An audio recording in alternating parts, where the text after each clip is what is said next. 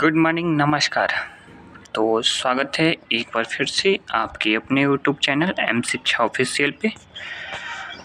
और स्वागत है घटना चक्र पॉलिटी PYQ सेशन के इस नए टॉपिक राष्ट्रीय प्रतीक में। इससे पहले सारा पीछे का टॉपिक हो चुका है, तो यदि आप नहीं देखे हैं, यदि और देखने की इच्छा हो तो आप ज़रूर देख सकते हैं। उसके लिए प्लेलिस्ट मैं बना दिया हूँ।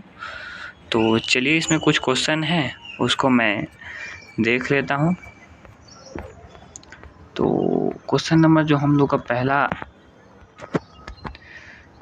इसका क्वेश्चन हम लोग देखेंगे, उसके बाद फिर नेक्स्ट चैप्टर पे चलेंगे। तो इसका जो पहला क्वेश्चन हम लोग को यहाँ से स्टार्ट हो रहा है, और चलिए इसी के साथ शुरुआत करते हैं।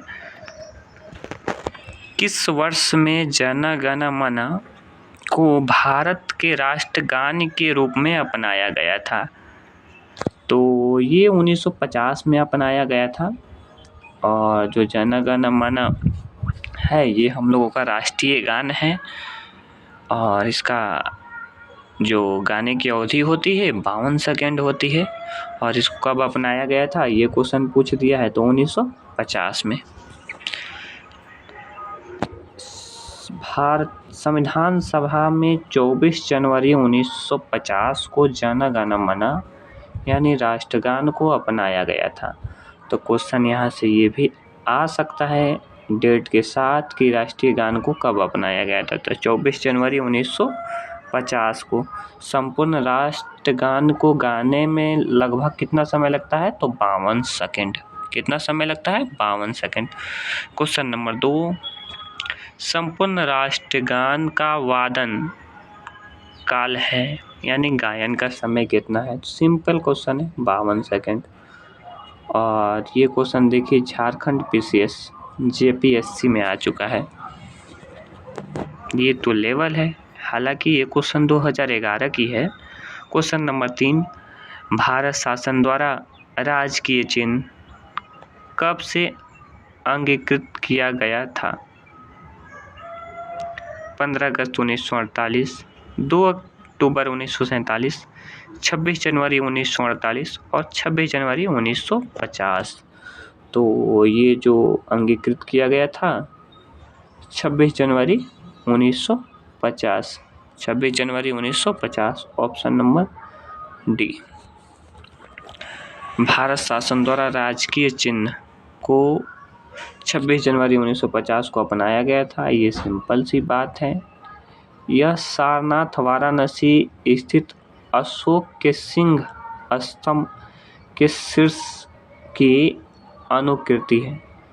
यानी सिंपल क्वेश्चन हम लोग से ये भी पूछ सकता है कि अशोक स्तंभ को कब अपनाया गया था? 26 जनवरी 1950। क्वेश्चन नंबर 4, भारत की संविधान सभा में राष्ट्रीय ध्वज को सर्वप्रथम कब स्वीकार किया गया था? यानी झंडा को कब स्वीकार किया गया था? तो 22 जुलाई 1947, ऑप्शन नंबर ए। झंडा को कब स्वीकार किया गया था? 22 जुलाई 1947। और जैसा कि हम लोगों को पता है कि भारत की जो आज़ादी है 15 अगस्त 1947 को प्राप्त हुई थी, और झंडा को उससे पहले स्वीकार किया गया था। भारत संविधान सभा के चौथा अधिवेशन कब से कब तक चला? तो 14 जुलाई 1947 से 31 जुलाई 1947, लगभग 15 से 16 दिनों तक ये चौथा अधिवेशन चला। और इसी में 22 जुलाई 1947 को भारत का राष्ट्रीय ध्वज स्वीकार किया गया। यानी ये भी क्वेश्चन हम लोगों से पूछा जा सकता है कि भारतीय संविधान सभा का चौथा अधिवेशन कब से कब तक चला था? तो 14 जुलाई 1947 से 31 जुलाई 1947। सिंपल 1947 तो होना ही है, 14 जुलाई से 31 जुलाई, इतना भी याद रखेंगे तो हम लोगों का काम बन जाएगा। राष्ट्रीय ध्वज के बीच 24 तिलियां होती है। क्या ही क्वेश्चन है बच्चों वाली। तथा राष्ट्रीय ध्वज की लंबाई और चौड़ाई का अनुपात। लंबाई चौड़ाई, पहले लंबाई फिर चौड़ाई का अनुपात 3:2 यानी 3:2।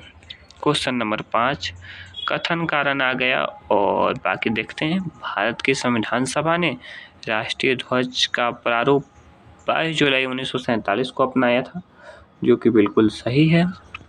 राष्ट्रीय ध्वज के बीच 21 तिल्ली है, नहीं, यहाँ तो हम लोग का 24 तिल्ली है ना जी, तो ये तो कथन गलत हो गया।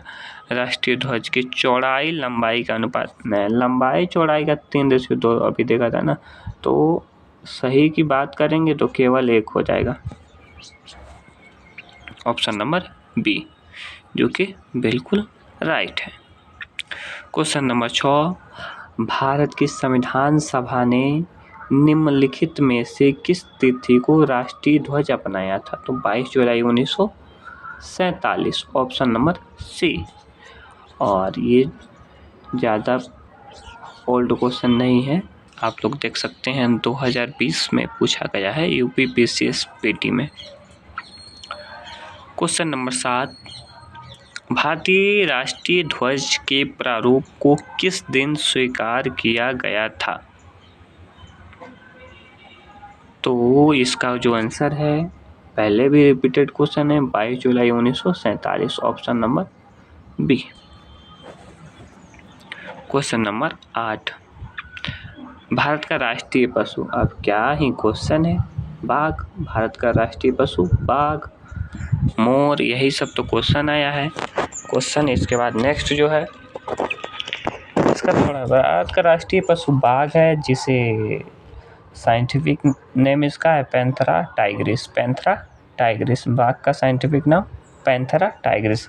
देश में बाघों की घटती संख्या को देखते हुए अप्रैल 1973 में बाघ परियोजना शुरू की गई।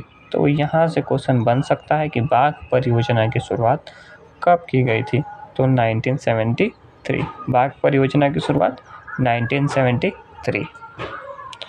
और वर्तमान में हमारे देश में कुल बाघों की संख्या कितनी है? तो 3600 कुछ है, 3667 शायद। भारत का राष्ट्रीय पशु कौन सा है?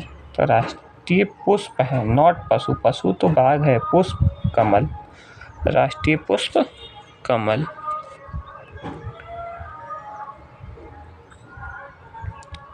भारत की संस्कृति का प्रतीक है जो राष्ट्रीय पुष्प कमल है, ये क्या चीज़ का प्रतीक है? तो भारतीय संस्कृति का प्रतीक है, भारतीय संस्कृति का प्रतीक है जो भारत का राष्ट्रीय पुष्प कमल है। इसका वैज्ञानिक नाम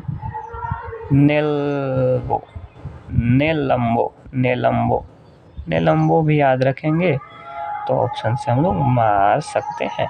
ऐसे पूरा नाम नेलम्बो न्यूसिफेरा है, नेलम्बो न्यूसिफेरा कमल का साइंटिफिक नाम। भारत का राष्ट्रीय पक्षी मयूर है, सिंपल क्वेश्चन, मोर है, मोर मयूर कुछ भी बोलिए। भारत का राष्ट्रीय पक्षी मोर। वैज्ञानिक नाम पावो क्रिस्टेड है।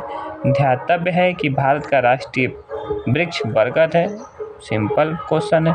राष्ट्रीय पुष्प कमल है, राष्ट्रीय फल आम है।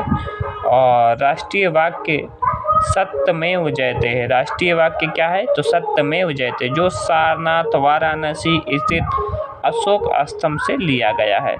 सत्यमेव जयते कहाँ से लिया गया है, कहाँ से अंगीकृत किया गया है? तो सारनाथ वाराणसी के अशोक स्तंभ से। क्वेश्चन नंबर 11 भारतीय राष्ट्रीय ध्वज में चक्र किसका प्रतीक है? तो चक्र जो है 24 तिल्ली जो होती है, ये न्याय का प्रतीक है। किसका प्रतीक है? न्याय का प्रतीक है। और जो पट्टी बनी होती है नीले रंग का चक्र होता है, नॉट काला, ओके। और न्याय का प्रतीक है, किसका प्रतीक है? न्याय का प्रतीक है। क्वेश्चन नंबर 12 भारत का राष्ट्रीय ध्वज में आरो की कुल संख्या? तो 24। आरो, यही वही तिल्ली को आरो बोल रहा है, तो उसकी संख्या कितनी होती है? 24। क्वेश्चन नंबर 13 राष्ट्रीय पंचांग के संबंध में कौन से कथन सही है? भारतीय राष्ट्रीय पंचांग विक्रम संवत पे आधारित है। नहीं, बिल्कुल नहीं। विक्रम संवत पे यदि आधारित होगा तो मार्च से पहला महीना स्टार्ट होगा, चैत्र से। राष्ट्रीय पंचांग को 26 जनवरी 1950 को अपनाया गया था? नहीं, अपनाया ही नहीं गया। तो इसका ऑप्शन हो जाएगा ऑप्शन नंबर डी, ना ही 1 और ना 2। ग्रेगोरियन कैलेंडर के साथ साथ देश के लिए शक संवत पर आधारित राष्ट्रीय पंचांग जिसका पहला महीना चैत्र है, सामान्य वर्ष 365 दिन और 22 मार्च 1957 को अपनाया गया था। कब अपनाया गया था शक संवत को? 22 मार्च 1957 को अपनाया गया था शक संवत को। और चैत्र पहला महीना होता है, सामान्यतः 22 मार्च और अधिवर्ष 21 मार्च को पड़ता है। और यहाँ से इस टॉपिक का हम लोग का जो PYQ होता है ख़त्म होता है। और नेक्स्ट जो वीडियो होगा उसमें हम लोग देखेंगे राज्य एवं संघ राज्य क्षेत्र के कुछ PYQ देख लेंगे। तो तब तक के लिए धन्यवाद। और पहली बार आए हुए हैं हमारे चैनल पे तो आपको पता है क्या करना है। Thank you so much.